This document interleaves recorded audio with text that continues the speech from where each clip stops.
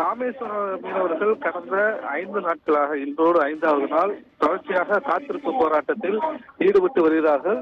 இலங்கை சிறையில் உள்ள மீனவர்களையும் அதேபோல் இலங்கை வசம் உள்ள விசைப்படகுகளை உடனடியாக விடுதலை செய்ய வேண்டும் என்ற கோரிக்கை முன்வைத்து இந்த போராட்டங்களானது நடைபெற்று வருகின்றது. இந்த சூழ்நிலையில் நேற்று திருவள்ளுவர் போராட்டத்தில் ஈடுபட்டவர்கள் இன்று தீக்குளிப்பு போராட்டத்தை அறிவித்துள்ளார்கள்.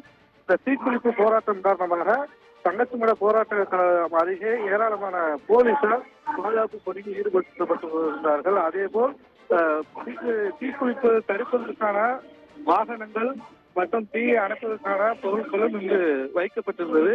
இந்த சூழ்நிலையில் தற்போது அந்த போராட்ட குழுவின் ஆலோசனை கூட்டமானது நடைபெற்றது. அந்த ஆலோசனை கூட்டத்தில் தமிழக அரசின் கோரிக்கையை ஏற்று தற்காலிகமாக தீக்குளிப்பு போராட்டத்தை மற்றும் ஒத்திவைத்துள்ளதாகவும், ஆனால் இந்த காத்திருப்பு போராட்டமானது தொடர்ந்து நடைபெறும் என்று அறிவித்துள்ளார்கள். மேலும் அடுத்த கட்ட போராட்ட நகர்வை இன்று மாலை போராட்ட குழு அறிவிக்கும் என்றும் தெரிவிக்கப்பட்டுள்ளது. இதனால் இந்த போராட்டமானது தொடர்ந்து நடைபெறும் என்று கூறப்பட்டுள்ளது.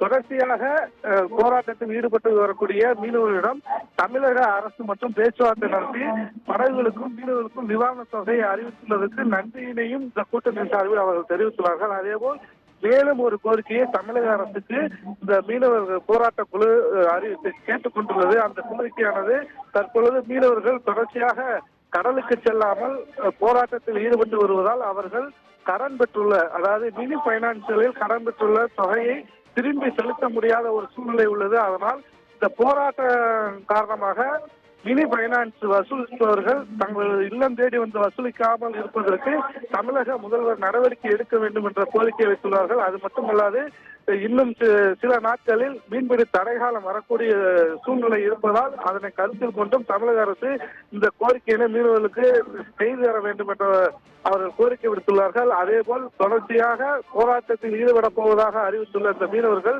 மத்திய அரசு சார்பில் அரசு அதிகாரிகள் அல்லது அமைச்சர்கள் யாரேனும் வந்து தங்களிடம் பேச்சுவார்த்தை நடத்தினால் மட்டுமே இந்த போராட்டத்தை கைவிடும் என்றும், இல்லை என்றால் வீரியமான போராட்டத்தை தமிழகம் முழுவதும் எடுத்துச் செல்ல இருப்பதாக அவர்கள் தெரிவித்துள்ளார்கள்.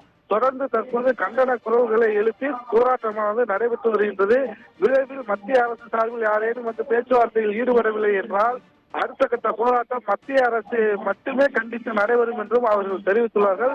தற்போது இந்த போராட்ட களத்தில் இருந்த மீனவர்கள் தீக்குளிப்பு போராட்டத்தை ஒத்திவைத்ததால் பாதுகாப்பு பணியில் இருந்த போலீசார் தற்போது அங்கிருந்து கலைந்து சென்றுள்ளார்கள்.